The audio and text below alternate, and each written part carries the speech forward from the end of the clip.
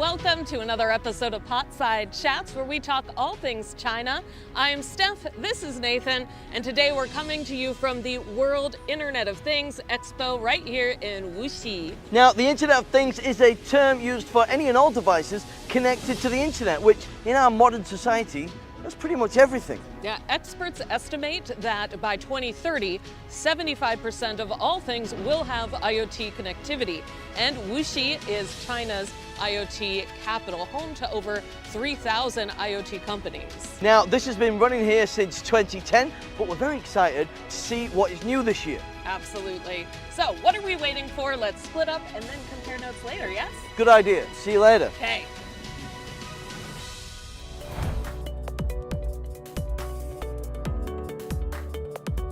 The Internet of Things has so many applications, but how does it fit into everyday life? Health and fitness is an industry that has been revolutionized thanks to IoT.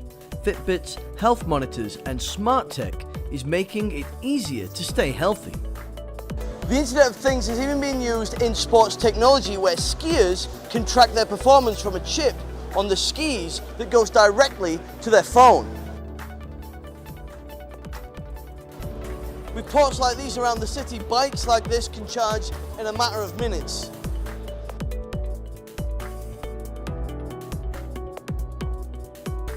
IoT is even giving the insurance industry an upgrade, ensuring that accidents happen less. Insurance companies can install hardware into cargo vehicles like this one to alert the driver if they're at risk of falling asleep at the wheel.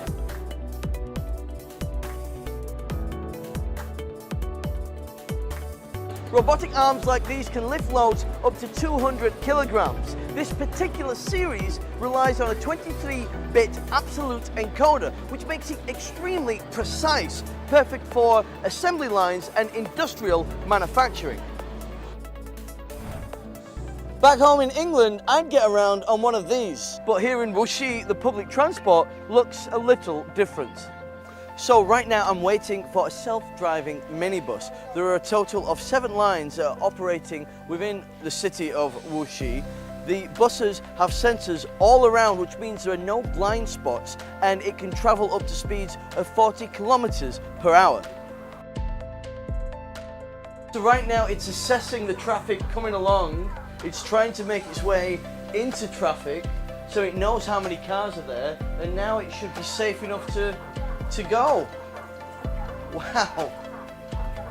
And you can actually see the trajectory of the bus on the road, so you can see where it's thinking about going. Driving now for a couple of minutes, and to say that there's no driver, and this is my first time in this type of vehicle and trusting this technology, I actually feel quite safe. I can see what the bus can see, I can see that the sensors are all working just fine.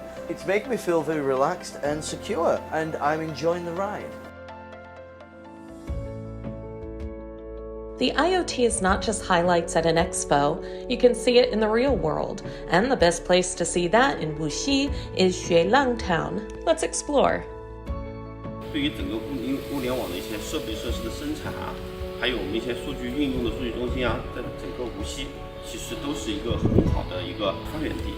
我们运用无锡的这个资源和我们的这个设备结合在一起，或者和我们能源结合在一起，其实对我们整个国内在制造业或者在能源方面做转型有帮助，对我们整个的这个中国啊，对向世界提出的这个碳达峰、碳中和的目标也是有所助力。我们整个的绿色能源占比越来越高，化石能源占比越来越低。这个部分的调节是我们用传统的控制系统是无法解决的。那我们更多的希望是能够用数据的方式、智能的方式，能让我们整个这些能源能够很好的相互调配、相互调用，来降低我们对化石能源的使用，来为我们在降低碳排放带来更多的价值和帮助，也让我们的企业能够在生产每一个设备的时候，它所利用的化石能源会越来越低，绿色能源会越来越高。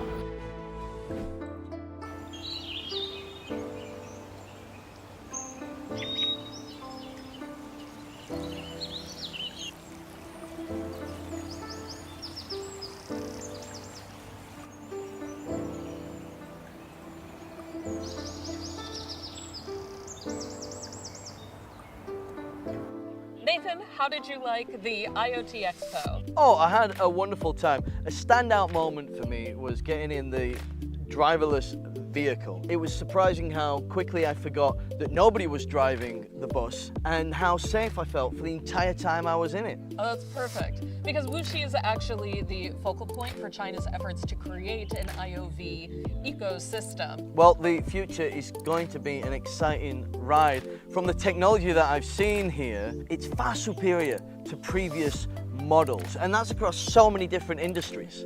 And you experience so many different industries. You got your hands on a lot of things. Oh yeah, you know, IoT covers a lot of things from health, transport, manufacturing, communications. You know, we're talking about the future, but it's quite clearly already here, and it's definitely in Wuxi. I've heard some reports estimate that by 2026, over 10.25 billion things will have IoT connectivity, which is wild to think about.